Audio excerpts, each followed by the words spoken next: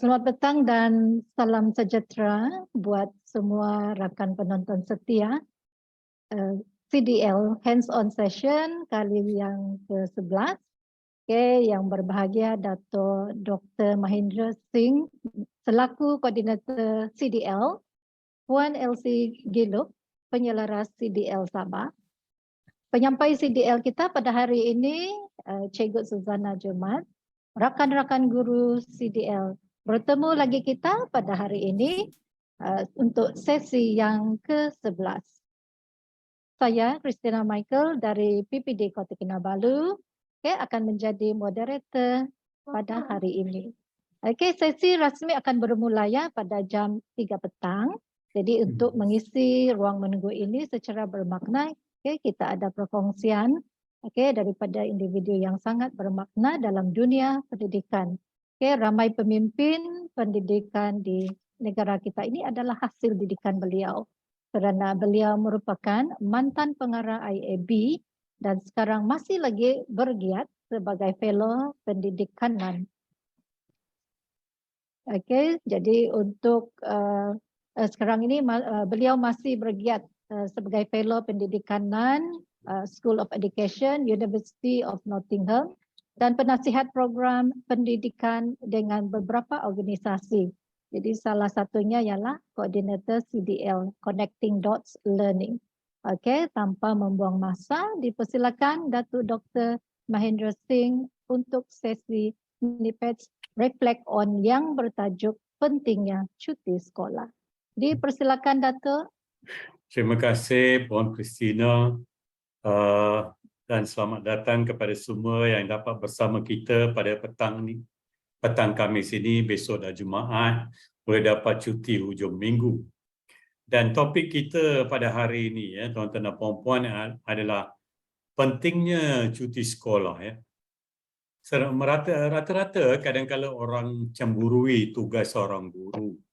Mengapa cikgu ni dapat banyak cuti dan sebagainya. Tetapi mungkin ramai tidak faham bahawa tugas seorang guru, bukan saja guru, dan menjadi seorang murid mempunyai tekanannya tersendiri. That is stress. Suka atau tak suka. Bukan stress itu bukan wujud 5 tahun yang terakhir, tapi 40-50 tahun sebelum ni pun sememangnya ada stress. Mungkin tidak disebut-sebut kerana kita tidak begitu arif pun tentang gejala stres. Tapi dalam alaf sekarang ini, kita dah lebih biasa, kita tahu bahawa setengah-setengah simptom yang wujud dalam kalangan kita adalah kerana burnout.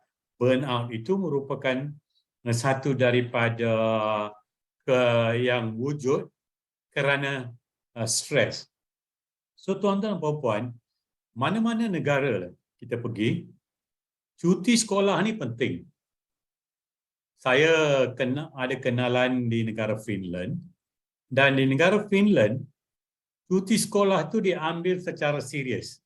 Cuba bayangkan, di negara Finland tu nombor 1 atau nombor 2, di antara nombor 1 hingga nombor 3 lah dalam dunia dari segi prestasi pendidikan negara itu bila diukur oleh pihak-pihak tertentu, OECD dan sebagainya. Tapi bila cuti sekolah tu, mereka ambil kesempatan untuk memastikan cikgu dapat rehat, murid dapat rehat dan sebagainya. Dan ibu bapa dapat bersama dengan anak. Cikgu dapat bersama dengan keluarga. Kerana cuti sekolah itulah yang paling penting untuk mereka dapat rehat yang amat penting itu. Dan dalam nada yang sama, arwah bapa saya adalah seorang warden penjara. He was a prison warden, my father. Dan pegawai penjara, saya tahu tahun 70-an dan sebagainya, selepas tiap 3 tahun akan dapat cuti 3 bulan. Now why? Kerana bila bertugas di dalam penjara, sometimes you are basically macam juga banduan, The stress is there. So to get you all re-energized, rejuvenated untuk menjalankan tugas, after every 3 years, you get your 3 months leave. I'm not sure now whether this is still in practice or not. But I know in the 70s, my father, bila bapa saya seorang prison warden, it was still in practice. And in 1960s, when I was just 1 year old, that time my father took the opportunity to take the whole family back to India for the 3 months cuti 3 bulan tu yang diberi kepada warden penjara, ya. So dalam erti kata yang sama, bila cikgu, kita pun dalam satu environment yang captive audience, maka kita ada juga tekanan-tekanan tertentu, harapan dan ekspektasi yang tertentu. Maka saya tahu mungkin anda akan kata, Dr. Mahinda ni mantan pengarah IAB, pernah dalam kalangan pengurusan tertinggi di kementerian. Sememangnya, ya, saya selalu pentingkan cuti. Kalau pegawai datang kepada saya, kerja mesti dibereskan. Kalau tidak, kita cari cara untuk macam mana nak menyelesaikan kerja kalau ada yang tertangguh. If my officer comes to me, Doktor, besok saya nak bawa mak saya untuk check up. Simple aja. First question, do you have anything important besok? Kalau tak ada, it's fine. Kalau ada, adakah siapa yang boleh bantu anda? So, if it is less than 4 hours, tak perlu ambil cuti. Kalau melangkaui 4 jam, then anda kena ambil cuti rehat untuk uruskan. Tetapi please, go ahead. If your mother is well, if your father is well, if your keluarga sihat, you boleh beri tumpuan kepada kerja. Kalau dia orang di rumah tidak sihat, ada masalah, anak sakit dan sebagainya, anda datang ke kerja pun, you are waiting when you can go back and you're worried. Anda risau tentang apa yang berlaku di rumah. So sebagai pemimpin, kita harus pandai menilai keadaan.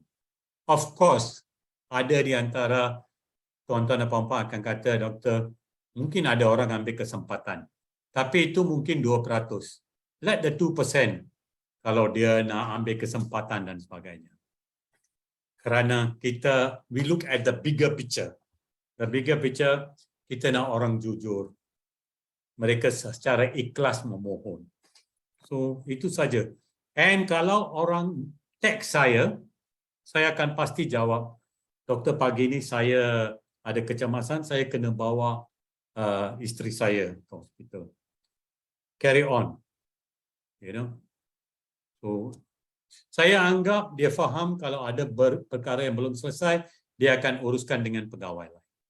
Next slide, please. So, seperti saya kata ya, untuk pelajar pun ada stres. So, mereka simpan stres tu. Kalau kita bagi cuti, dia boleh pergi buat perkara-perkara yang lain. Kalau budak pelajar Form 5 tu, kalau di Kuala Lumpur, ada juga pergi, dia dah secara peraturan undang-undang, dia boleh bekerja dah part-time. So, some of them work. So, itu juga memberi satu perasaan yang berbeza daripada sekolah. So, saya nak bacakan ungkapan masyarakat Cina yang mengatakan, to rest is to prepare for a longer journey. To rest is to prepare for a longer journey. The journey of a teacher is also very long. The journey of a student is also very long. Daripada prasekolah sampai ke SPM atau STPM. So it's a long journey. So cuti di antara itu bukan saja satu keistimewaan, tetapi ia adalah satu keperluan. Yeah. You need to recharge your mental batteries. Bukan saja untuk pelajar, tapi juga untuk guru. Dan akhirnya kita harapkan they have positive attitude terhadap akademik. Aspek akademik. We want that positive attitude. Bila balik, saya ingat tahun 80-an dan 70-an, cuti hujung tahun ialah 6 minggu. Cuti bulan Disember. It used to start from the last week of November. but I think now it is shortened already. Lagi pula dengan pandemik ya, saya tak tahu tahun ni, ujung tahun ni 3 minggu ke atau lebih daripada 3 minggu. Tuan-tuan dan puan-puan lebih arif tentang perkara itu. Yes, dalam masa cuti kita boleh bagi holiday homework, kita boleh beri holiday journal. Tahun 60-an dan 70-an bila balik daripada cuti, sudah pastinya satu daripada karangan yang kita tulis maupun untuk bahasa Melayu atau bahasa Inggeris ialah what you did during your school holidays. So that used to be a favorite topic after the school holidays. Right. Next slide please. Untuk guru pula ya dan ibu bapa, holidays contribute to the community punya well-being. Supaya masyarakat kita pun ada kesejahteraan yang kita harapkan. Parents get to spend time with children. Ibu bapa boleh bersama dengan anak-anak. Kerana dalam jangka panjang ya, ia berbaloi. You get back because having the family unit together is so important in the current era, dalam zaman sekarang. Kerana ibu bapa sibuk mencari nafkah. Ya, ibu bapa sibuk mencari nafkah, kadang-kadang tak ada cukup masa untuk bersama dengan anak. So teachers pula also need time to spend with their own families, their extended families dan sebagainya. Dan juga dengan kawan-kawan. Kita boleh recharge and then hope there is no burnout. Ini kartun dia. I wonder what teachers do on school holidays. I don't know. Maybe sit around drinking coffee in a quiet classroom, waiting for us to come back. So lonely. Yes, of course, it is meant to be a joke. I'm sure teachers they want their holidays as well. So next slide, please. What can be done during school holidays? Lots. Rehat, balik kampung, baca buku, kerja-kerja rumah, nak buat renovation dan sebagainya, shopping, bercuti, reflect on your job, what you have done for the year, your students, keluar makan selalu, hiasan rumah, buat ujian kesihatan yang sudah lama you kata tertangguh. Yeah, I must go and do my whole medical exam. Yeah, I'll do it next week. Saya akan buat bulan depan dan sebagainya. Saya rasa kalau satu kajian dibuat tentang guru-guru, mungkin ramai yang ada masalah kesihatan macam tekanan darah tinggi, diabetes, jantung dan sebagainya, obesity and all. So ujian kesihatan ini penting. Saya selalu nasihat saya kepada kelab-kelab guru di sekolah ialah don't waste your time, don't waste your money only for a big fat annual dinner. RM160 satu kepala pergi ke hotel yang hebat. Saya kata bayar Path Lab RM85, panggil mereka datang ke sekolah, buat your full blood analysis, full blood count FBC atau ujian-ujian lain supaya kita sihat, rakan kita sihat, pihak pentadbir sihat. Do that. It is far better than going and paying RM160 pergi makan hebat untuk satu malam. You know, I think we need to be secara keseluruhan lah. I'm not against having a dinner. Please have your dinner, enjoy yourselves, one yearly dinner. Tetapi jangan lupa about your own health, because nobody is going to think about your health. Only you. Your pengetua, or your pengarah, or your ketua PPD, we do not have time. You have to take care of your own health. Some of you might have hobby, bersedia untuk tahun akademik berikut, movies, TV, hal-hal keluarga, ibu bapa, internet, you want to anything, bertemu dengan kawan dan lain-lain. Banyak boleh dibuat. But please do all of this. Ini termasuk dalam lingkungan rehat and recuperation. You are recuperating. Teachers are on holidays. You want to have that joy. Yeah? That was the great asset of being a teacher. Yeah? But you do not join or become a teacher just because of holidays. But of course, because you want to be a teacher. But dengan menjadi seorang guru, sememangnya di antara banyak faedahnya adalah cuti panjang secara bersambungan. Ya, ada orang masukkan dalam chat bila saya bentangkan perkara yang sama. Doktor, tapi ada pekeliling yang menyatakan guru boleh dipanggil masa cuti. Yes, memang. Tapi ini mesej saya kepada pengurusan. Kalau ada perkara yang boleh dibereskan sebelum cuti, bereskan. Jangan kerana keluarsa itu, no worry, we can call them back. That is not good management to me. Plan well. Hanya bila perlu kita panggil balik. Of course, minggu yang terakhir ada mesyuarat pengurusan, ada mesyuarat kurikulum, co-kurikulum dan sebagainya. Itu pun kalau boleh kita ambil 2 hari dari pukul 8 sampai pukul 5, bereskan semua. Dan tetapkan tarikh awal-awal. Jadi mereka yang nak rancang cuti, boleh rancang. So planning is very important. Jangan kerana keluarsa, tak apa, jangan bimbang. Kita boleh panggil cikgu bila-bila. Kalau kita buat begitu, teachers are under stress. Nak rancang satu holiday, nak book satu holiday pun bimbang. Dah book, lepas tu kena panggil balik, kena datang ke sekolah. I think that kind of planning, try to avoid. Cuba elakkan. So proper planning is important for school administration and leadership. Sama juga PPD dengan pihak sekolah, JPN dengan pihak PPD, semua orang nak cuti masa musim cuti dan perayaan. So work out something. Last slide please. So tuan-tuan dan puan-puan, our holidays are important, cuti kita penting. Saya akhiri dengan ungkapan atau kata hikmah yang saya selalu bacakan. Buku adalah beban latihan untuk minda. Books are the training weights of the mind. Jangan lupa ilmu itu boleh datang daripada pelbagai sumber, termasuk daripada internet, termasuk daripada majalah, makalah, jurnal dan sebagainya, atau sembang profesional atau sembang santai dengan rakan-rakan pun kadang-kala kita boleh dapat ilmu. Saya harap daripada pembentangan saya yang ringkas ini, anda dapat mengambil sesuatu.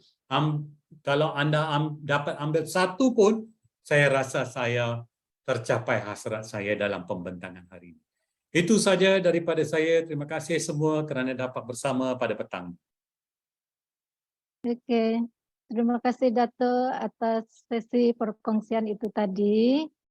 Okey, yang sungguh bermakna ya, dan saya percaya telah memberi motivasi lah dan inspirasi kepada kami semua di sini.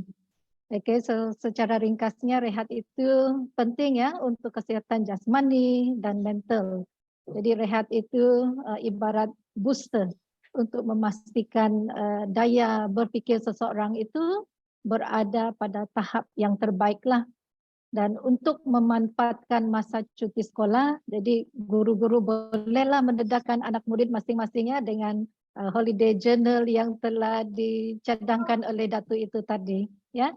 Dan perancangan di peringkat sekolah, PPD, negeri perlulah dirancang dengan baiklah sebelum bercuti, ya. Jadi semoga kita terus mengorak langkah mencari ilmu, untuk menjadi pendidik yang berinovasi, berwawasan dan berilmu demi anak murid kita. Terima kasih sekali lagi, ya, Dato'. Christina, kalau ada kecemasan, kalau ada perkara mustahak, dan kita panggil balik cikgu ke sekolah itu memang sesuai. Yang ada kecemasan atau telah dirancang awal. Kita kata pada peringkat ini kita perlukan beberapa orang guru datang. So cikgu dah rancang dari awal. Tapi bulk of it, bagilah cikgu bercuti. Secara ikhlas, secara bebas, with a free mind. Go, spend time with your family. But when you come back in January, I need 100% from you. For, macam Christina kata, untuk masa depan pendidikan negara kita. Bila dah balik, bagi saya hari Isnin sampai Jumaat, kalau boleh bagilah 110%. Itu hasrat saya lah, itu my vision is like that. Thank you, Christina. Dan Puan Suzana akan bentang hari ini. Tahniah dapat bersama. Ini bukan kali pertama dan terakhir, Puan Suzana. Lepas ini mesti ada satu lagi beberapa bulan nanti. Atau rakan lain ya, sesiapa pun. InsyaAllah, Dr. Mahendra, selagi diberikan kesehatan, selagi bernafas, akan sentiasa membantu kepada CDL kita dan juga kepada rakan-rakan pendidik di mana juga berada. Saya berazam. Very good. Itu semangat. Saya selalunya ada soft spot untuk sabar. I always have soft spot for sabar. Okey, saya mulakan lagi. Selamat petang dan salam sejahtera kepada yang berbahagia Datuk Dr. Amin Senin, pengasas CDL. Penceramah jemputan mingguan kita Datuk Dr. Mahendra Singh, Puan Elsie Genduk, penyelaras CDL, Cikgu Minta Tabang, sahabat chapter, para pengetua dan guru besar, para pendidik dan guru-guru di seluruh Sabah, khasnya yang sudi bersama dengan kami dari seluruh pelosok Malaysia. Saya, Christina Michael dari PPD Kota Kinabalu akan menjadi moderator pada hari ini. Okey, selamat bertemu kembali dalam sesi CDL siri ke-11 Cikgu Minta Tabang dan juga bermakna Cikgu bantu Cikgu Minta Tabang adalah satu bahasa suku kaum etnik Sabah.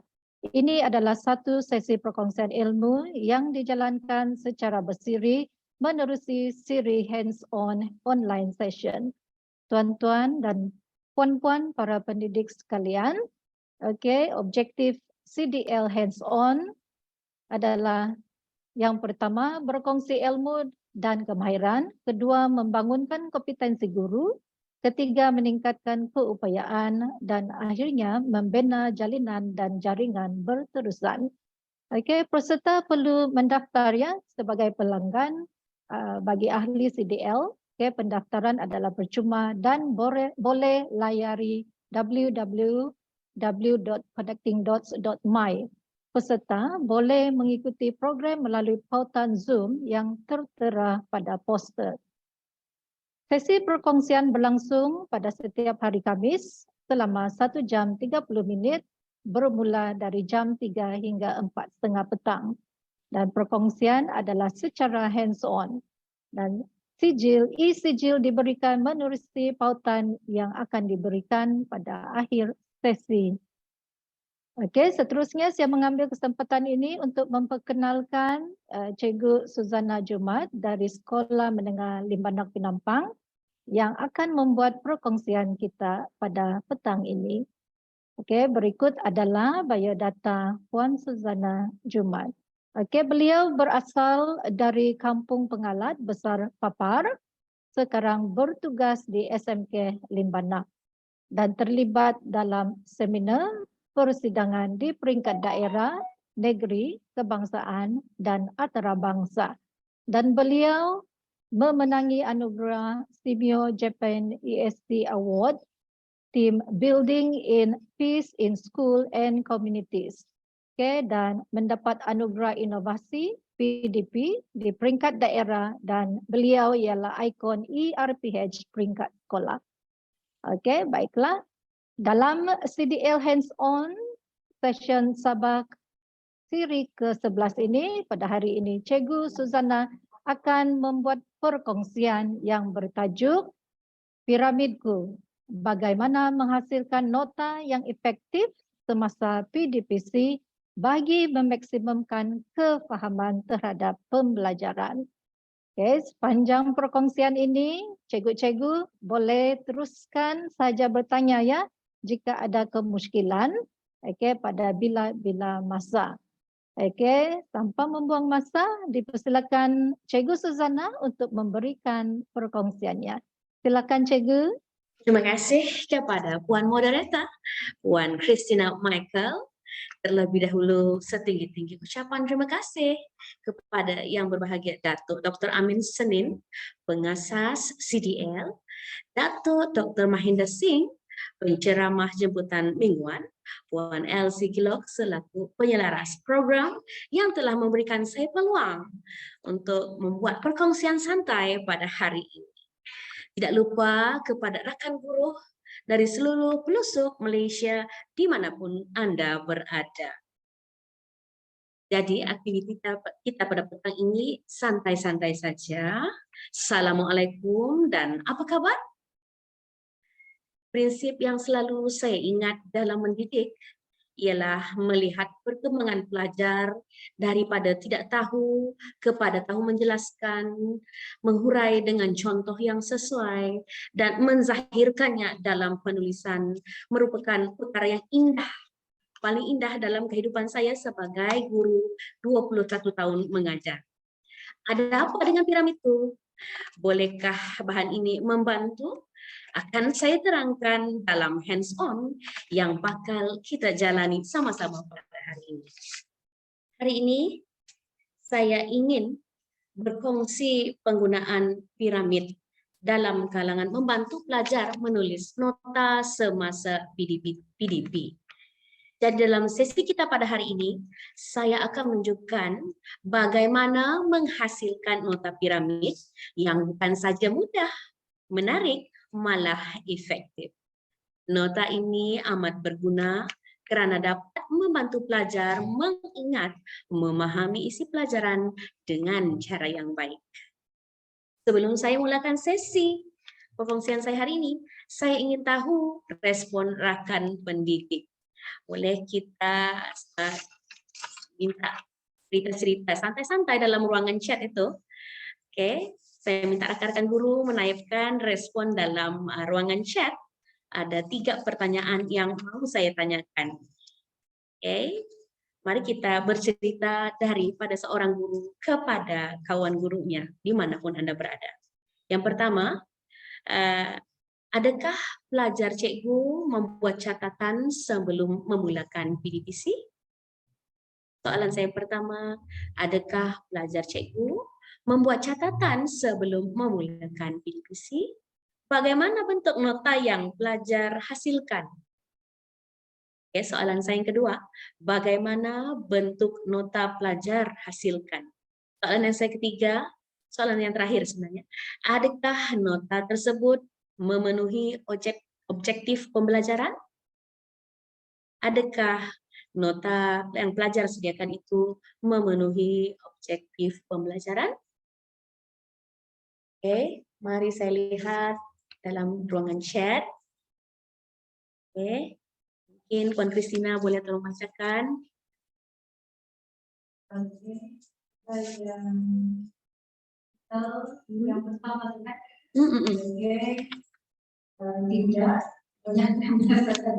tidak buat nota ya. Terusnya, Oke, kadang-kala ada yang buat peta minda. oke, ada yang buat peta minda. Oke, peta iting yang bersesuaian. Oke, ada bentuk peta minda, ada yang tidak. Oke, nota ringkas, peta minda, peta iting. Oke, ada yang dia bagi tahu ada yang perlu buat penambahbaikan. Ini soalan kedua ya? Ya. Oke. Oke, semasa menggunakan peta iting, peta konsep, more to mind map. Ya, itulah jawapan daripada para peserta setakat ini. Oke, baik, rata-rata pelajar, kalau saya dengar respon tadi, ada menyediakan nota. Ada yang menyediakan nota. Tahniah, syabas, artinya murid-murid ini bersungguh-sungguh mau mendapatkan ilmu daripada sesi pembelajaran pada hari berikutnya. Oke, kalau saya di sekolah, saya kenal aktiviti ini sebagai aktiviti pivot classroom. Flip classroom kerana sebelum pelajar masuk kelas, hari sebelumnya saya sudah bagi tahu apa yang mau dibuat, pelajar buat nota, kemudian esok ya di hari seterusnya saya terus saja menyambung isi pelajaran berdasarkan nota yang sudah dihasilkan. Jadinya memang ada pelbagai versi nota yang dihasilkan. Jadi tepatlah pada hari ini perkongsian kita ini, percambahannya mudah-mudahan mendatangkan ide bagaimana kita mau baiki amalan pengajaran, kemudian pelajar kita bagaimana dia membantu pelajar kita untuk mencatat nota dengan cara yang berkesan dan efektif. Ini keadaan anak murid saya di dalam kelas. Nah, ini keadaan anak murid saya di dalam kelas. Oke. Jadi perlu kita pahami bahwa pelajar kita ada pelbagai jenis kecerdasannya. Ada yang visual, kalau kita tengok screen itu ada yang visual, ada yang auditory, ada yang kinestetik dan banyak lagi. Oleh itu pemahaman pelajar adalah tak sama. Ada yang cepat faham sekali bagi tahu dia terus saja dapat. Ada yang sederhana dan ada yang lambat. Disinilah keupayaan kita akan teruji dan memerlukan kesabaran dalam memastikan semua pelajar tiada yang tertinggal supaya menguasai isi pengajaran dan mereka faham apa yang dipelajari di dalam kelas. Jadi, apa pendekatan kita ambil bagi membolehkan pelajar ini dapat ilmu yang mau kita sampaikan? Inilah yang kita perlu buat. Seni dalam mendidik. Pedagogi yang kita dapat selama ini. Secara tidak sedar, yang kita belajar di maktab, di uni itu, kita apply di dalam kelas. Kita apply. Pelbagai cara, kita moderate, kita ubah supaya sesuai dengan anak murid kita. Dan inilah yang bakal saya kongsikan bagaimana menghasilkan nota yang berkesan untuk pelajar yang pelbagai jenis-jenis ini. Jenis pelajar kita. Dalam tempoh beberapa tahun ini kita didahkan dengan pelbagai kaedah untuk menyampaikan isi pelajaran. Pak 21, saya sebut sebentar tadi, Flip Classroom, Frog BLE, dan pelbagai lagi tools-tools diberikan kepada guru. Walaupun pendedahan diberikan secara meluas, namun wujud cabaran lain yang mesti ditangani oleh guru. Kepada saya, selaku guru tingkatan 6, cabaran yang saya hadapi adalah dari aspek keperluan menghabiskan silibus dalam tempoh 4 ke 5 bulan sebelum pelajar saya menghadapi peperiksaan. Setahun kami ada 3 kali peperiksaan, 3 SEM. Jadi, apa yang berlaku, pelajar saya masih ada yang tidak menguasai isi pelajaran. Jadi, saya terpanggil untuk mencari jalan agar pelajar saya dapat meneruskan ulang kaji dengan nota yang efektif bagi tujuan memantapkan persediaan di dalam usaha, usahanya dan nanti di dalam peperiksaan yang sebenar. Bagi pelajar-pelajar saya yang ada masalah tentang kehadiran, itu di luar kawalan ya, di luar kawalan kita. Namun saya berharap dengan intervensi piramidku ini, pelajar yang berada di luar sekolah atau yang selalu tak hadir pun dapat meneruskan pembelajaran walau menghadapi kesukaran yang pelbagai ini. Saya terus kepada refleksi. Gambar ini pun gambar sebenar, tapi matanya saya blur. Sebab itu etika kalau kita nak share gambar pelajar, kita kena blurkan dia kan. Jadi refleksi yang saya tulis sering menunjukkan kepada situasi pelajar saya. Penglibatan pelajar saya dalam PDPC tidak memuaskan. Pelajar dilihat menghadapi kesukaran mengingat dan menghafal fakta. Kalau dalam hierarki taksonomi Bloom, mengingat itu tahap yang paling rendah sekali kan. Tapi itulah yang berlaku kerana dalam soalan STPM sebenar, soalan-soalan seperti huraikan, jelaskan, bincangkan, banyak sekali diberikan dalam peperiksaan sebenar. Masalah mengingat itu menyebabkan pelajar saya tersekat-sekat idenya nak menulis. Cabaran saya lihat bukan hanya dari luar, malah dari dalam diri pelajar sendiri. Ini akan menjejaskan persediaan jika tidak ditangani, dan apa yang saya catat ini berkali-kali saya lihat. Sebenarnya saya suka melihat refleksi saya yang lepas-lepas, sebulan 2 bulan lepas tu saya tengok balik. Setiap kali saya mencatat refleksi yang baru, saya tengok apa lagi isu yang ada, yang baru muncul. Dan isu ini perlu tindakan yang segera memandangkan pelajar akan mengambil peperiksaan dalam tempoh yang tidak lama. Perlukan intervensi segera dan tepat pada masanya, itu perlu saya ambil dalam waktu yang terdekat ini. Baiklah, beginilah contoh-contoh nota pelajar yang pelajar saya hasilkan. Ada pelbagai, ini contoh-contoh daripada subjek lain juga. Namun nota yang pelajar saya hasilkan sama macam yang rakan-rakan guru cerita tadi. Ada yang buat note writing, peta yang macam-macam lah kan. Pelajar saya juga tidak terkecuali. Ada yang buat, kadang-kadang mereka catat saja tanpa faham apa yang mereka catat, kemudiannya asal-asal buat supaya Cikgu Suzana tidak marah, dan yang paling saya risau datang langsung tidak buat apa-apa. Jadi macam mana mau menerang, sedangkan sudah dikasih 21-nya Flip Classroom sebelum itu. Buat dulu pembacaan sebelum masuk kelas. Namun ada yang langsung tidak buat apa-apa. Ya, ini menjadi benda yang harus saya perhatikan dan saya mesti selesaikan. Tidak hanya melihat kepada refleksi. Saya juga melihat kepada hasil tinjauan daripada markah ujian, ujian topikal, pemeriksaan esei, dan penglibatan di dalam kelas. Kalau yang rajin nulis, banyaklah yang dia boleh cerita dalam kelas masa perbincangan, sumbang saran. Oke, tapi kalau yang tidak menulis, kita boleh dapatlah responnya bagaimana dia menjawab dengan keadaan yang pelbagai. Ini menunjukkan pelajar saya ada masalah pembelajaran. Kalau saya tengok eseinya, ada macam-macam jawapan dan tidak memenuhi markah yang sepatutnya pelajar capai untuk satu-satu esei. Masalah menyusun, mengingat, dan menulis fakta adalah isu yang besar saya dapat lihat di sisi pelajar saya. Oke. Di sisi saya pula, saya tak ada bahan yang sesuai untuk diketengahkan bagi mengajar tajuk yang ini. Tajuk apa? Penasaran kan? Oke, kita akan tengok sebentar lagi. Oke. Oleh itu, bermulalah sesi saya mengumpul data. Oke, daripada dalam kalangan pelajar 22 orang, ada 10 yang perlu saya perhatikan. Oke. Oleh itu, saya telah mengambil inisiatif memerhatikan 10 daripada 20 orang ini, memandangkan pelajar ini adalah dalam kalangan pelajar yang mengambil elektif sejarah. Oke, dan melalui 5 proses sebelum intervensi yang sesuai saya jalankan kepada pelajar saya. Oke, jadi kita melihat yang pertama saya meninjau latihan esei, kemudian saya melihat analisis hantaran tugasan, sesi temu bual, borang seridik, dan kemudian ujian pra. Nah, termasuklah dalam nota itu, yang mana merujuk kepada nota-nota dan hasilan dalam ujian esei. Dan apa yang berlaku adalah pelajar saya memang perlu dibantu.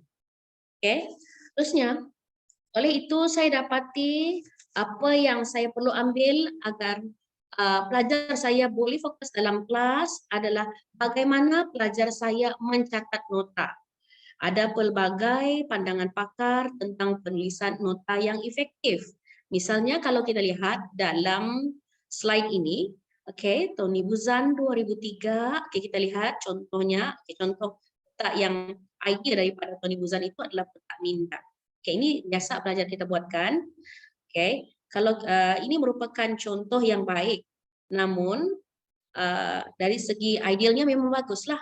Tapi tidak semua pelajar dapat menghasilkan nota pantas semasa sesi pengajaran di dalam kelas.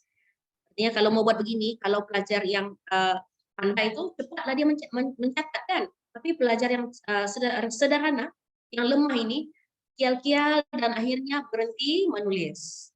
Nah, itu juga masalah. Jadi inilah yang saya mau selesaikan supaya dia terus menulis dan mencatat. Terusnya, ada apa dengan piramid? Ada apa dengan piramidku? Jadi, pertama sekali piramidku ini, oke, saya lihat dapat meningkatkan keupayaan pelajar. Yang kedua, ia merupakan proses kognitif efektif dan seterusnya mengukuhkan ingatan jangka masa panjang. Akhirnya saya memilih piramidku.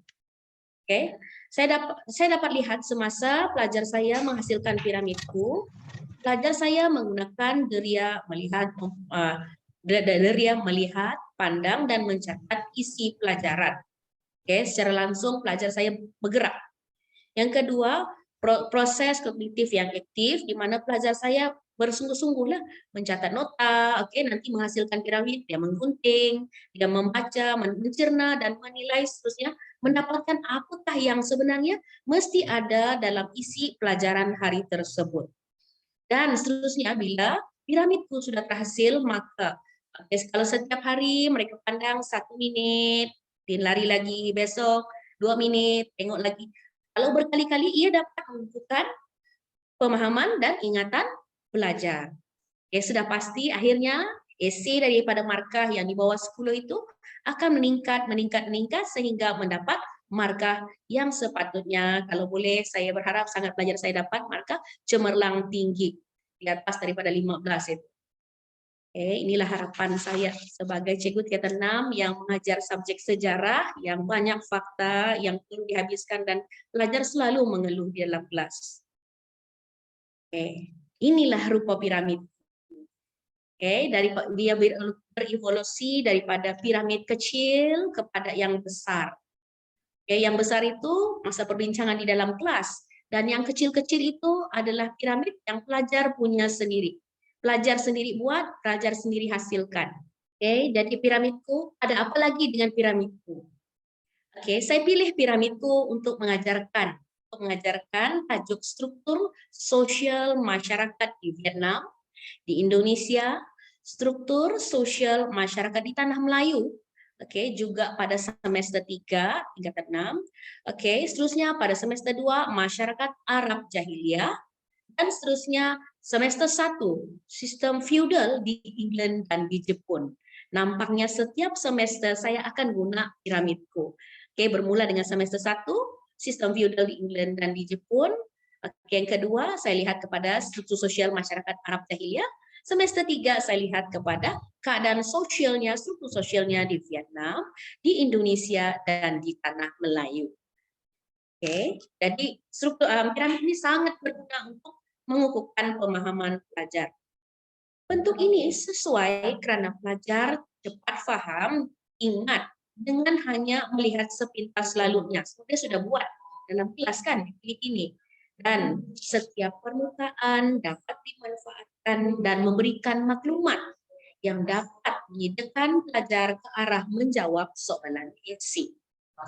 Sebenarnya, piramidku ini bukan hanya untuk subjek sejarah, malah kita boleh apply dalam subjek-subjek lain seperti sains sukan, sains, pendidikan agama Islam, mungkin boleh masukkan juga dalam subjek sirah itu kan, kita boleh masukkan, kita boleh guna piramidku ini. Bagaimana caranya? Lepas ini kita sama-sama buat. Baik, inilah contoh IRPH piramidku untuk saya mengajarkan tajuk ini.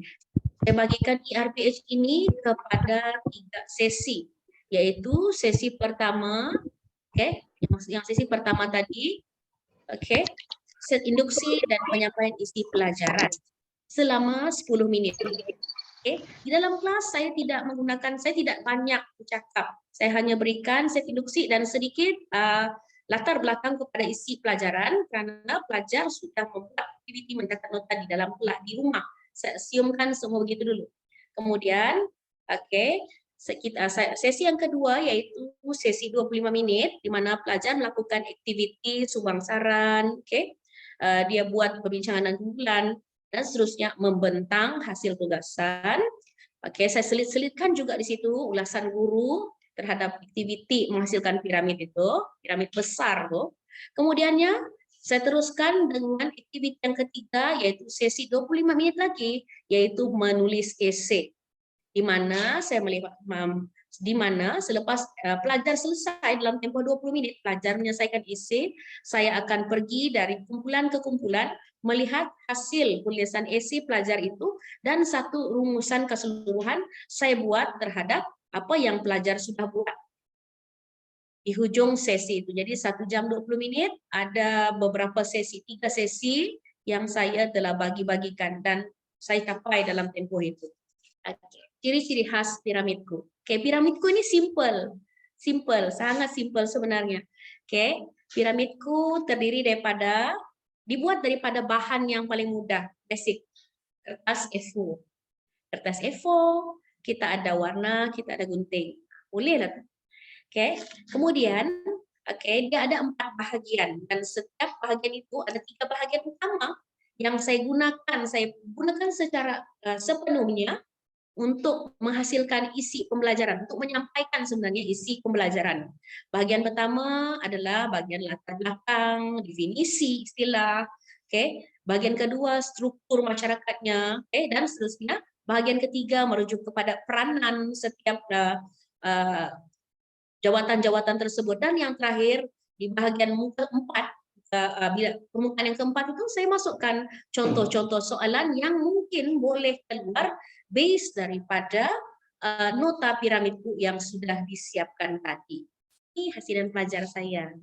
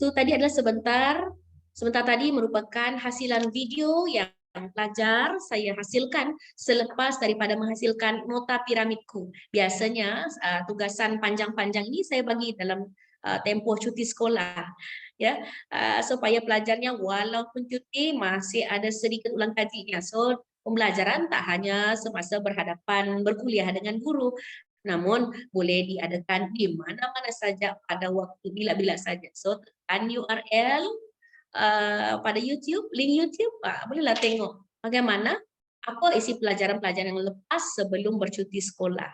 Masih ada ulang kajinya bagi pelajar ya. Oke. Oke, selepas kita tengok gambaran video yang dihasilkan oleh pelajar saya tadi, maka kita pergi kepada aktiviti yang ditunggu-tunggu. Yuk, kita hasilkan peta. Kita hasilkan nota piramid. Oke, baiklah.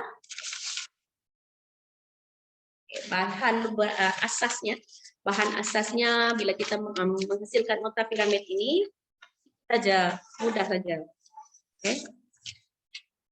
Oke, bahannya adalah kertas A4, ya, kertas A4. Ini kertas A4. Oke, kemudian warna apalah, warna kan pen boleh juga, pakai pen boleh jadi. Oke. Kemudian ada gunting. Oke, saya bagi masa rekan-rekan guru, yuk kita tutorial buat piramid itu. Saya bagi masa dalam tempo 10 menit, dapatkan bahan-bahan ini. Senang aja, kita ada gunting, tingkan warna. Oke. Terus cikgu mengajar bukan dalam kelas saja, online boleh mengajar juga. Oke, ini kertasnya, ada warna, ada gunting. Oke, sudah bersedia? Kalau sudah bersedia boleh tanya chat room. Cikgu Susana, guna A4 putih pun okey kan? Boleh je. Okey, kalau tidak ada gunting pada masa ini boleh guna pembaris kah? Boleh je. Okey. Apa aja. Kalau tidak ada pen berwarna pun okey kan? Itu kita guna aja pensel biasa. Nanti saya akan tunjukkan hasil pelajar saya yang betul-betul real pelajar yang siapkan. Alright, okey. Boleh je. Untuk tujuan hari ini, tutorial hari ini, santai aja. Santai-santai aja, saya sharing benda yang sebenarnya boleh kita coba dulu sendiri di rumah, lepas itu kita bawa masuk kelas. Oke, ini pun salah satu usaha kita kan, supaya pelajar kita ini dapat ilmu, kemudian pelajar kita ini dapat berminat dengan apa yang sedang kita sampaikan. Matlamat tidak lain tidak bukan, kita mau pelajar kita fokus di dalam kelas. Kalau cikgu-cikgu mau menengok linknya nanti saya akan sharekan selepas ini. Link untuk tengok ERPH itu kan, boleh, tidak ada masalah. Ini saya akan sharekan. Cikgu, sudah coba type dalam chat, saya nampak. Okey, ada yang sudah cakap okey. Okey, baik. Tangan cikgu ada A4, kan? Oke. Kemudian yang pertama sekali, A4 tadi kan cikgu lipat dia jadi segi 4 tepat. Segi 4 tepat cikgu. Segi 4 tepat, cikgu lipat. Dan membentuk piramid kan, pastikan itu segi 4 tepat itu cikgu. Mengambil ujung. Dia bertemu ujung dengan ujung. Ini dapat cikgu, nanti kita gunting belakang. Oke. Pastikan cikgu punya piramid itu mengambil 3 segi. Oke. Daripada yang besar tadi begini. Oke. Lipat dia. Lipat. Oke. Jangan cikgu mau nanti macam mana cikgu rasa. Oke. Supaya cikgu dapat bentuk piramid, cikgu pastikan ujung dengan ujung ini lipatnya tepat. Yang lebih-lebih itu dapat cikgu, nanti kita settle dia. Oke. Tuh, Cikgu. Oh, dapatlah bentuk seperti ini. Kakak ini boleh Cikgu respon saya dalam chat room atau terus saja voice? Boleh ya? Oke, saya boleh nampak sudah Cikgu Zulaika, Cikgu Martina, Cikgu Nurzia bilang boleh. Oke, saya yakin boleh ya. Ada yang minta tunggu. Oke, jangan risau, boleh aja, boleh. Kan? Saya pun dulu mula-mula gitu Cikgu. Saya bukan guru matematik, saya guru sejarah. Jadi biasanya saya try and error berkali-kali sampai saya puas hati. Oke, Cikgu Wong, oke, boleh. Cikgu Fidelia bilang boleh. Oke. Sudah dapat. Oke, Cikgu Muhammad Farid bilang boleh. Okay, thank you responnya. Cikgu Rosmawati bilang boleh, kata boleh. Kena marah saya Cikgu Bahasa nih. Bilang kan. Nah. Cikgu Ilis juga kata boleh. Sudah. Daripada 4 kan Cikgu lipat dia sama aja di segi 4. Mau dapat begitu nanti Cikgu coba adjust. Yang penting ujung dan ujung ini dapat sama-sama Cikgu. Dan kisah yang ini kita gunakan ini. Ini yang bikin ganggu-ganggu nih kan, yang mencemarkan pemandangan kan kapuk. Sudah dapat macam sandwich. Macam sandwich bentuknya kan. Oke. Lapar saya. Apa boleh buat? Tengah buat IF. Tahanlah dulu. Ada lagi 5 jam. Ini IF nih. Oke. Nah, oke. Saya perhatikan Cikgu Christina juga menghasilkan bentuk itu. Oke. Oke, ngam. Cikgu Christina. Oke. Boleh sudah kita move on ke second step. Cikgu. Respon saya. Oke, Cikgu Susana. Oke. Bu Jennifer bilang boleh. Oke, Cikgu Ling kata boleh. Oke, Cikgu Nubhan juga kata boleh. Oke, kita teruskan ya, Cikgu. Terusnya. Oke, Cikgu sudah dapat untuk 3 segi ini Cikgu sudah dapat kan? Lipat 1 kali lagi deh, Cikgu. Ayo, Cikgu kita lipat.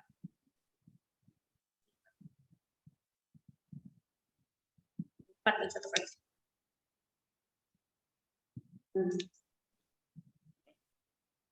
Ini dia. Tadi sandwich besar, sekarang sandwich kecil. Kabar lawai hadiah. Oke, kita dapat bentuk 3 segi kecil. Oke, saya nampak Cikgu Christina pun sudah dapat. Oke, baik Cikgu. Baik Cikgu.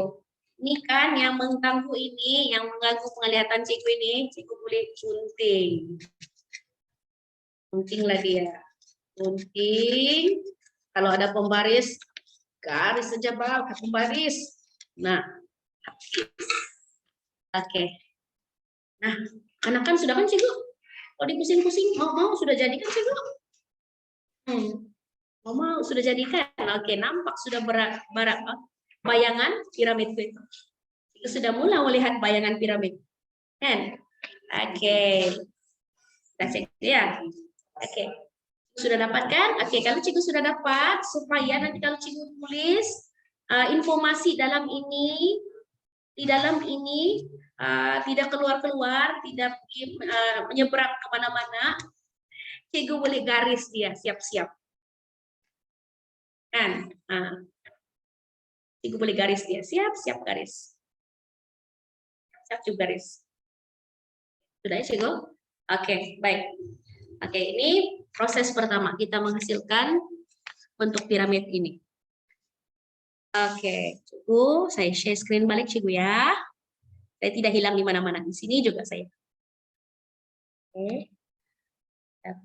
Pergi kepada saya punya slide yang seterusnya.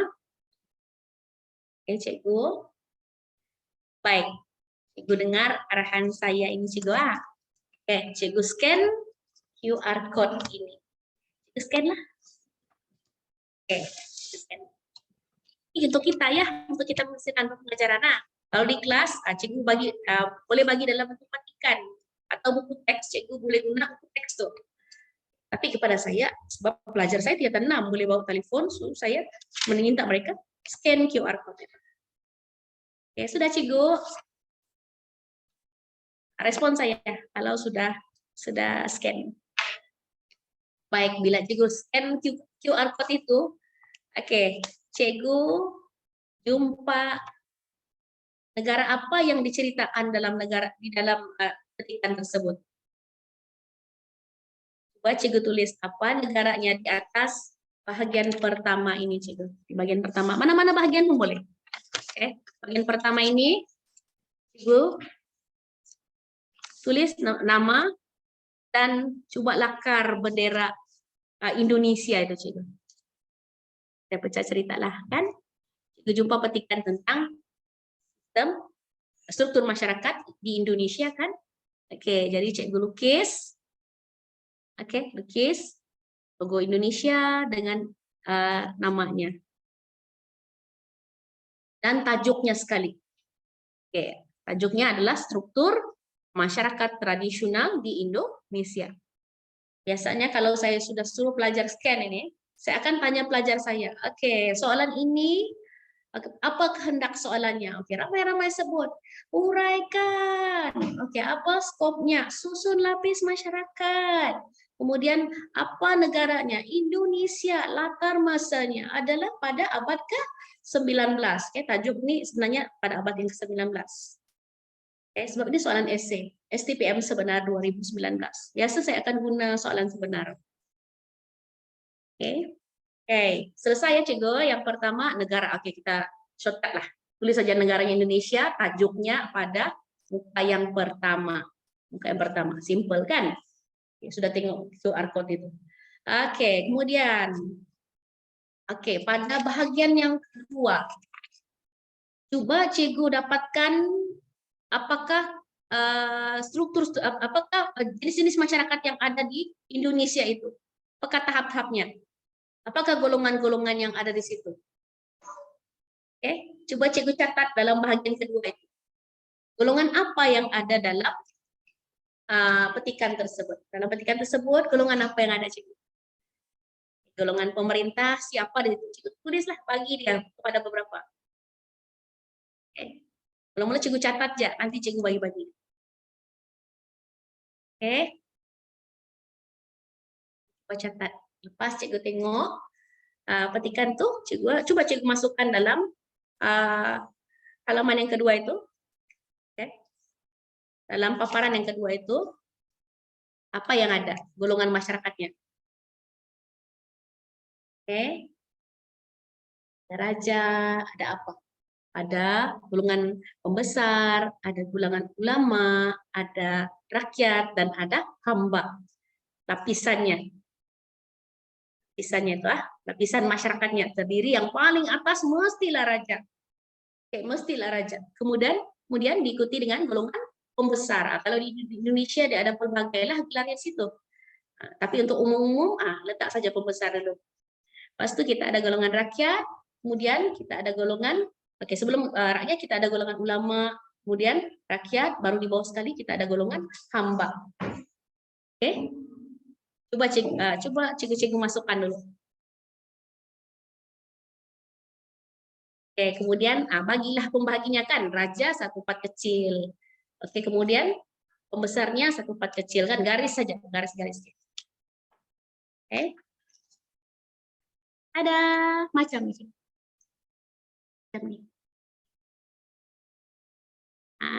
Bila kita buat pembacaan, pasti kita akan membuat analisis kan, kita akan mencerna apa idenya. Oke, idenya adalah dalam petikan ini kita ada struktur masyarakat. Oke, kalau yang pertama tadi, kita ada benderanya tadi kan, oke.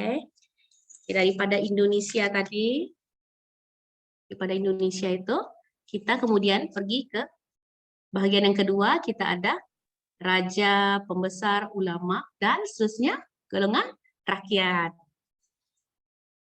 Oke. Boleh sudah Cikgu? Kalau sudah siap, respon saya sudah. Sebelum saya mau beralih kepada Bahagian yang ketiga. Cikgu Suzana, Mm-mm. mungkin ada peserta yang mau buka kamera untuk tunjukkan hasil setakat ini kan? Boleh. Oke. Kalau sesiapa yang mau tunjukkan Ya. hasil setakat ini boleh buka kamera ya dan bagi lihat kami di sini. Ya, Ya. thank you. Dari seorang rekan kepada rekan gurunya yang lain. Mari kita kongsi. Disinilah platformnya CDL ini. Connecting.learning. Oke. Sudah siap bagian kedua? Respon saya? Sudah? Betul. Ya, betul? Wah, Cik Kristina boleh mengajar sejarah sudah nih kalau begini. Ya, ya rekan-rekan guru yang lain. Ya, ada mau menunggu sampai 4 tercipta dengan gayanya. Insya Allah boleh Cik. Yang pertama kita lukis bendera. Bagi kawan-kawan guru yang baru sampai tadi, oke, kita buatkan activity membuat piramidku ini. Oke, saya sudah selesaikan bagian yang pertama, bendera Malaysia, bendera Indonesia dan namanya sekali. Diikuti dengan permukaan yang kedua, struktur. Oke, struktur masyarakatnya berdasarkan petikan tadi, pencernaan, pemahaman terhadap petikan. Oke, sudah sampai ke permukaan yang kedua. Ada 2 lagi bahagian yang perlu kita isi. Yuk, kita siapkan. Boleh je nih? Saya yakin semua boleh siapkan. Oke, bagi yang sudah, respon saya. Kita move ke bahagian yang ketiga, permukaan 3. Ada apa di permukaan 3? Oke, bagian pertama tadi kita ada bendera dan juga nama negara. Oke, kemudian kita ada raja. Oke, strukturnya. Oke, saya move kepada bahagian yang ketiga, boleh? Boleh, Cikgu? Oke, Cikgu Martina bagi saya respon boleh. Cikgu Zarina kata juga boleh. Oke, kita move on kepada bahagian ketiga itu. Bahagian ketiga. Oke, Cikgu Hafiz juga kata boleh. Oke, terima kasih. Oke, bahagian ketiga ini coba Cikgu masukkan peranan golongan ini. Kan tadi kita sudah masukkan, kan? Yang merasa ya, oke. Oke, tadi sini cerita tentang raja, pembesar, ulama, dan rakyat. Oke, bahagian yang kosong ini seterusnya mesti di sebelah ya, bersebelahan. Jadi dia clear. Oke, di sebelah raja, pembesar, dan ulama.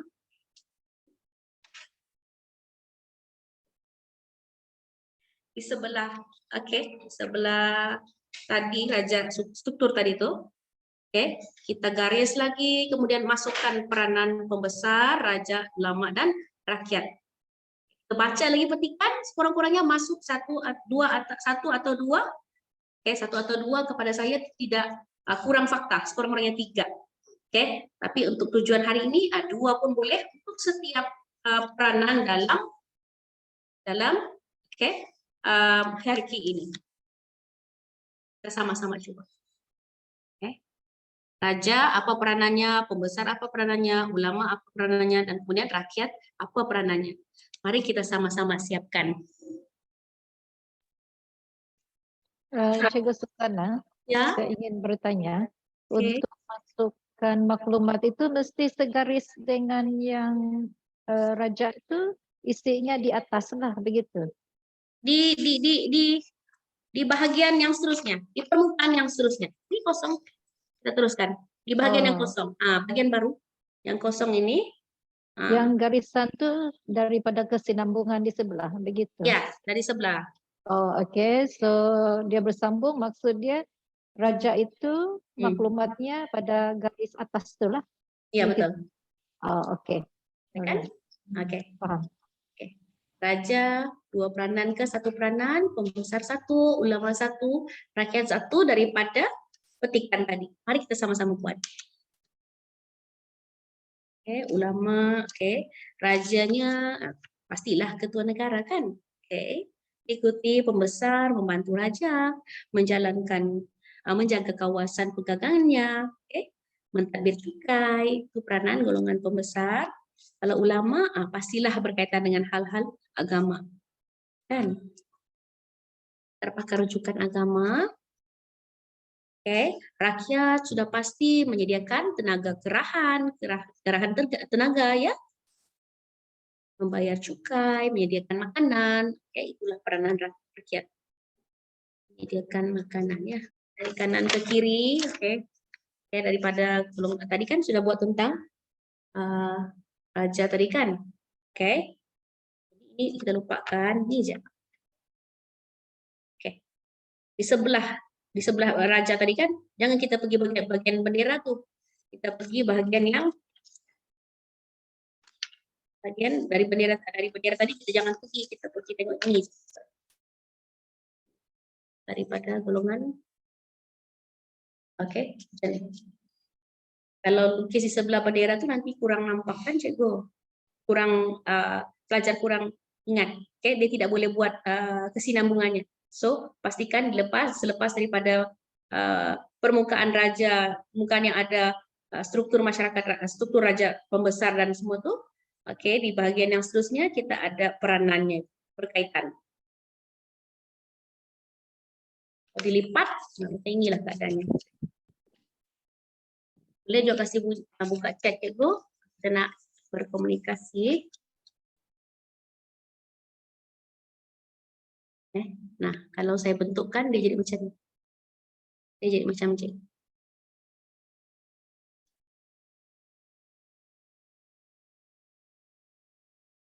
Ini hasilan anak didik saya. Dia sudah memasukkan semua sekali maklumat. Ini hasilan pelajar saya. Di sebelah ini dia sudah lukis sendiri. Bagaimana keadaannya dia boleh lukis begitu.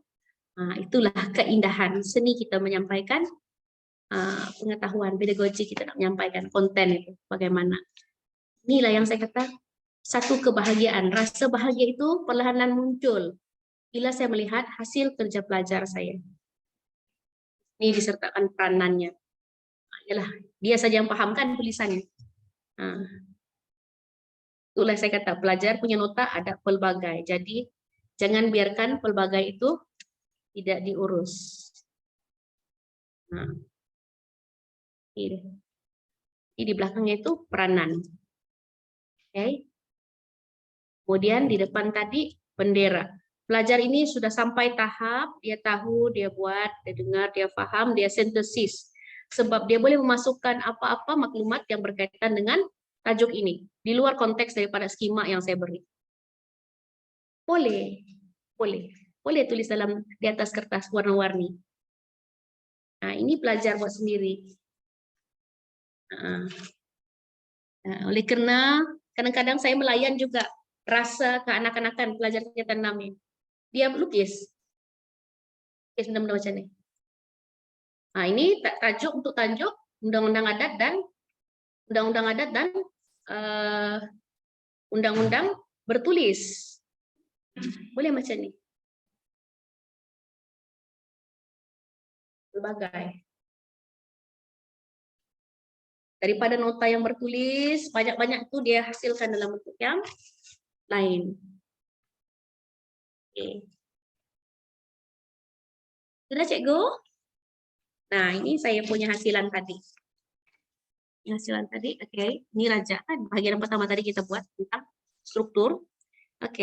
Lihat di sebelahnya ada peranan. Raja apa peranannya? Ketua negara. Si Ali bilang, pembesar apa peranannya? Membantu raja, menjaga kawasan. Tiba-tiba si Ani menjawab untuk peranan rakyat, untuk peranan ulama. Pakai rujukan agama. Dan akhirnya di bahagian rakyat, apa peranan rakyat? Oh, cikgu dia tanam makanan, tanam tumbuhan, tanam padi, tangkap ikan, semua tuh menyediakan makanan cikgu. Dia bayar cukai cikgu. Kata si Abu. Ada pelajar saya macam tu. Jadinya sudah 3 bahagian ini lengkap terisi cikgu. Perasaan enggak? Kita hari ini sudah lengkap mengisi 3 bahagian. Secara tidak sadar kita ini kan, kita tengok daripada tadi itu, kita melihat dimensi yang lain nota pelajar kita. Dimensi yang lain, sisi-sisi lain nota pelajar kita. Oke. Boleh saya move on ke bahagian yang keempat, Cikgu? Respon saya di chat? Oke, boleh. Cikgu Wong bilang boleh. Oke, so saya bilang boleh. Oke, Cikgu Wong pelajar yang laju nih, Cikgu Wong. Oke, Cikgu Zulaika pun bilang boleh. Oke, laju nih Zulaika nih. Oke, Cikgu pun bilang boleh. Cikgu Ranti pun bilang teruskan, Cikgu. Oke, baik. Untuk bahagian yang kosong ini, oke, terima kasih Cikgu responnya. Untuk bahagian yang kosong ini kan, Cikgu. Oke, oleh karena topik ini ada macam-macam bentuk soalannya. Jadi saya minta pelajar catatkan contoh-contoh soalan yang mereka boleh kemukakan berdasarkan piramid ini. Huraikan struktur, huraikan peranan, bincangkan, berikan definisi. Mereka buat soalan sendiri. Soalan sendiri. Oke. Sebab saya sudah dedahkan mereka pada awal-awal semester tentang menyediakan soalan. Bagaimana apa, berdasarkan taksonomi Bloom tuh saya sudah dedahkan pada peringkat awal semasa orientasi, saya dedahkan tentang penyediaan soalan, berdasarkan taksonomi Bloom. Jadi pelajar-pelajar paham tuh aras rendah, sederhana, tinggi. Untuk tingkat 6 saya tidak ada masalah sebab mereka sudah ada pemikiran yang matang. Dia boleh cerna yang lebih daripada pelajar-pelajar aliran perdana. Tapi kepada saya untuk aliran rendah, cadangan saya, untuk bahagian ini, Cikgu bolehlah minta pelajar Cikgu, tulis apa saja yang berkaitan refleksi mereka. Kalau saya di aliran perdana, di aliran perdana, saya akan mintakan pelajar refleksi aktiviti hari ini. Apa yang kamu paham hari ini? Adakah kamu seronok tentang aktiviti hari ini? Dan mereka membuat refleksi.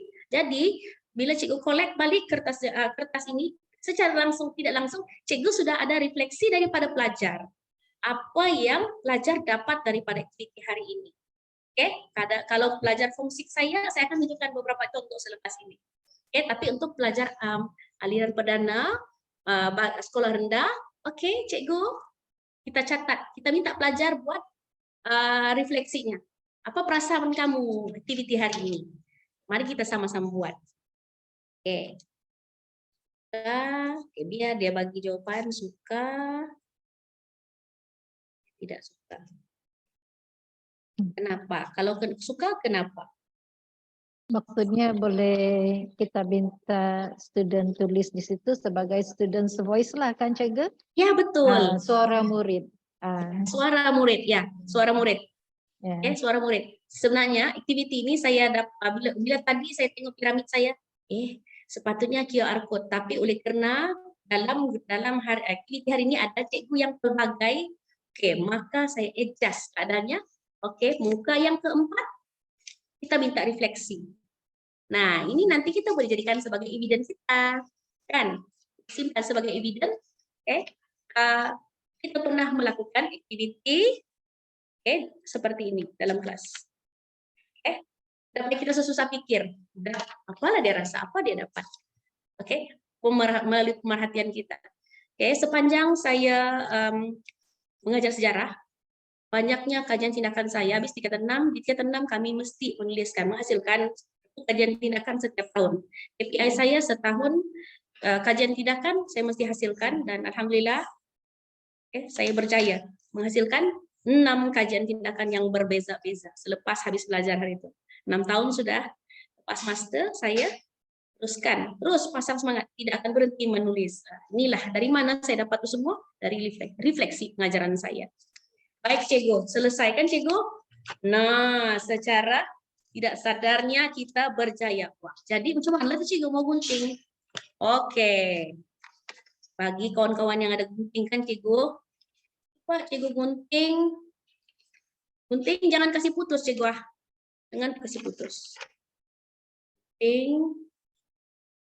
satu bagian tepi ini. Oke. Oke.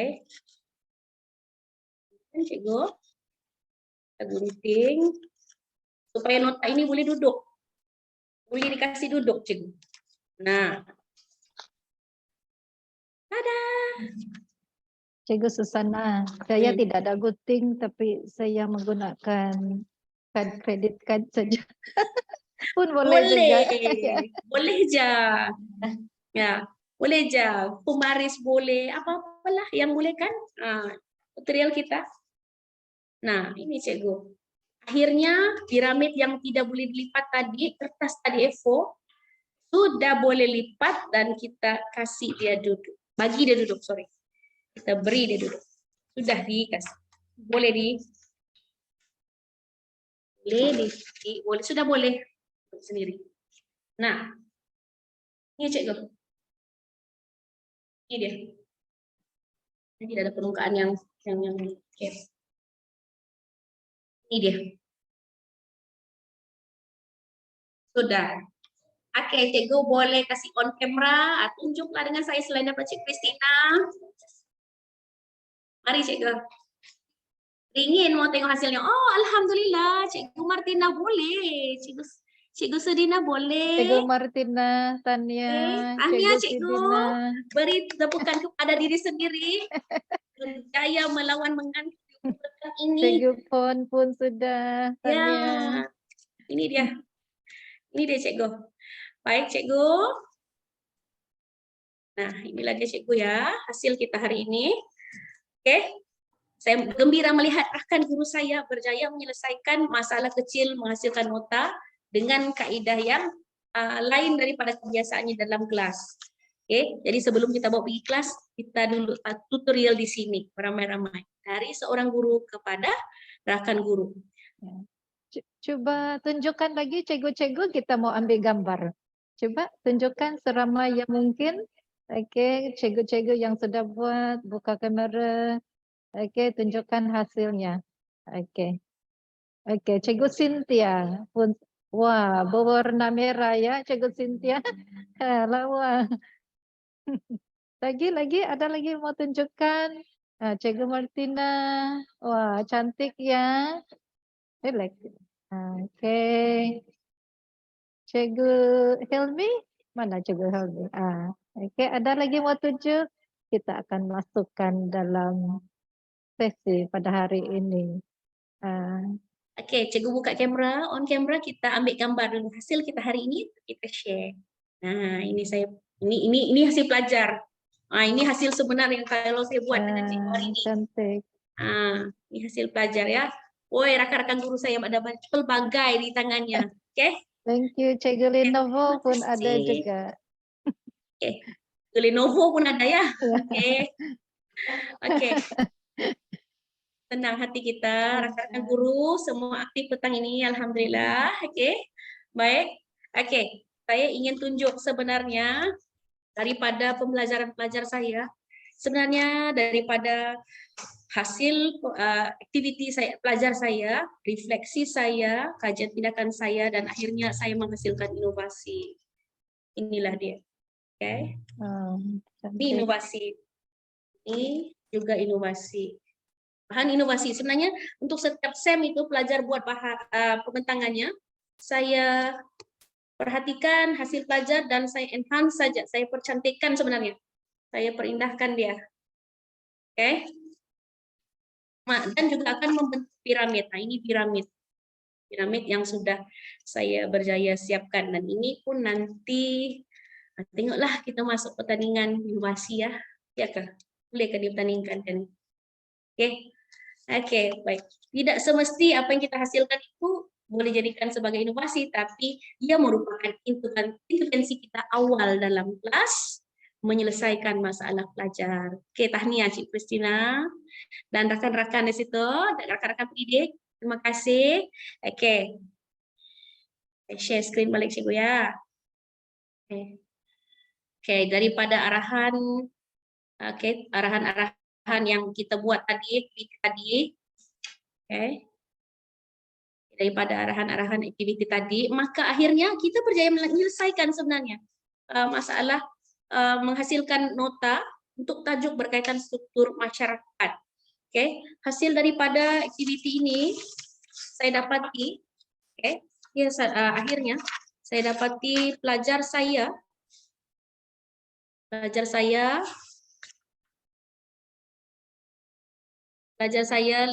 lebih aktif di dalam kelas.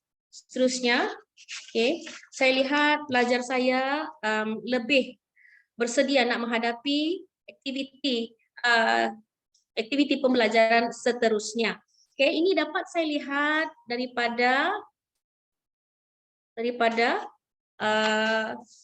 ujian pasca yang saya lakukan. Walaupun tidak semua pelajar dapat saya settlekan markahnya di atas 10, tapi sekurang-kurangnya saya berjaya menyebabkan pelajar saya menulis ada idea bagaimana nak menyelesaikan soalan esei berkaitan dengan struktur masyarakat di Vietnam, struktur masyarakat di Indonesia, struktur masyarakat di Malaysia, struktur masyarakat di England, di Jepun, dan akhirnya struktur masyarakat Arab zaman jahiliyah. 3 SEM. Sebenarnya ini kajian tindakan untuk 3 SEM sebenarnya saya selesaikan.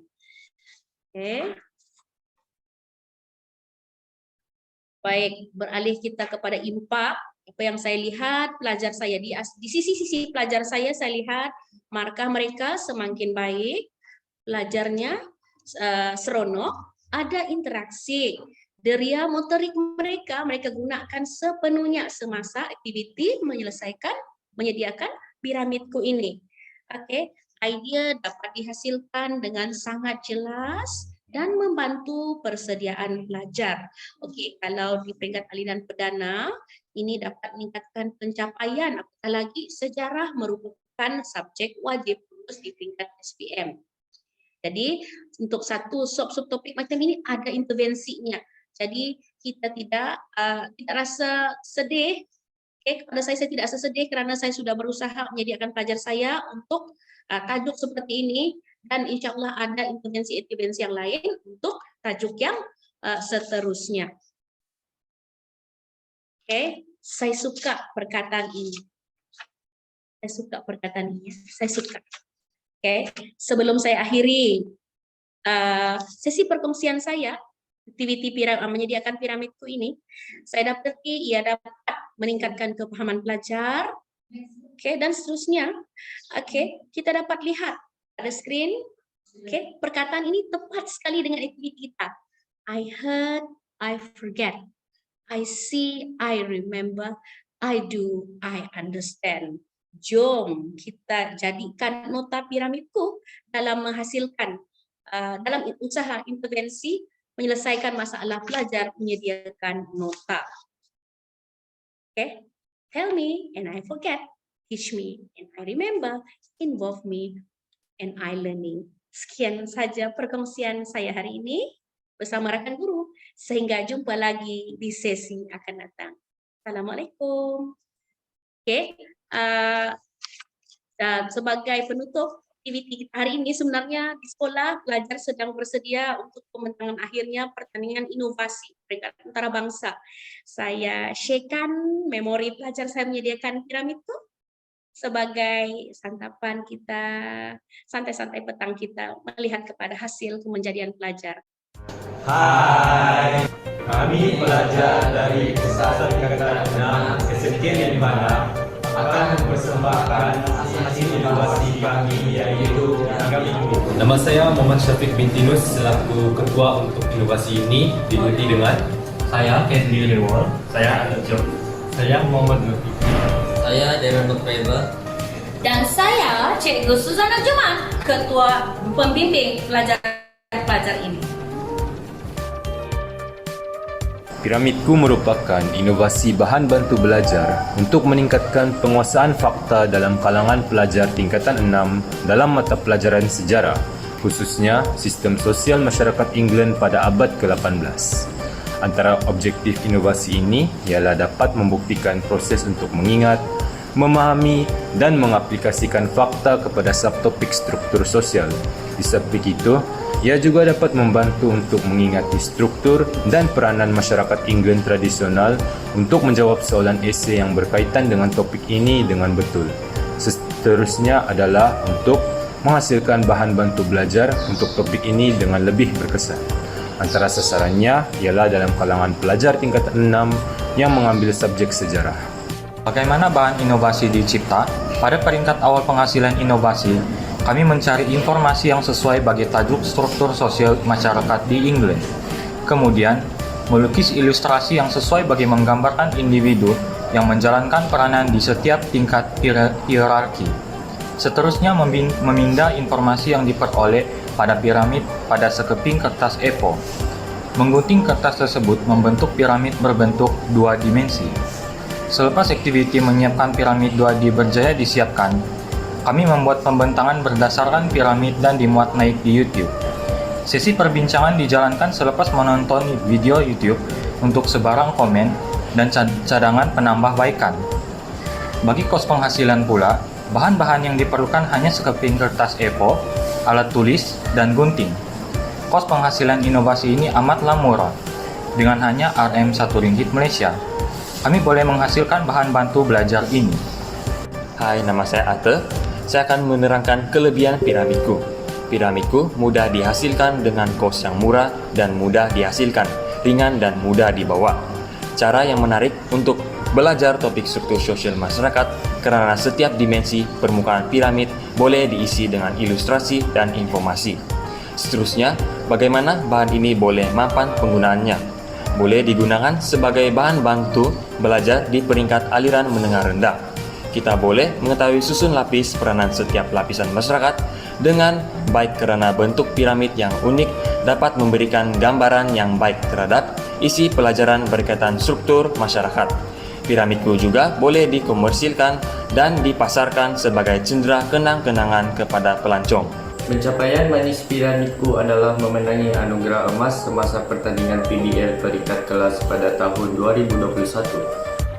Antara impak inovasi piramidku dapat dilihat dari aspek peningkatan pencapaian markah dalam menjawab soalan esei topik struktur masyarakat bagi subjek sejarah.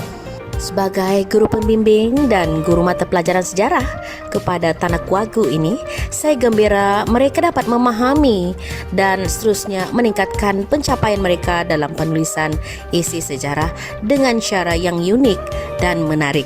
Sekian saja dari kami. Terima kasih.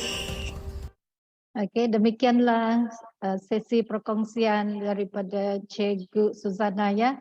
Sangat menarik dan sangat bermanfaat kepada kita semua. Jadi inovasi piramid ini, piramidku ini boleh digunakan ya untuk mana-mana subjek, okay, di semua peringkat sama ada di tingkatan 6, di sekolah rendah dan menengah. Okay. Jadi kita mengucapkan ribuan terima kasih kepada Cikgu Suzana atas sesi hands-on yang sungguh bermakna itu tadi.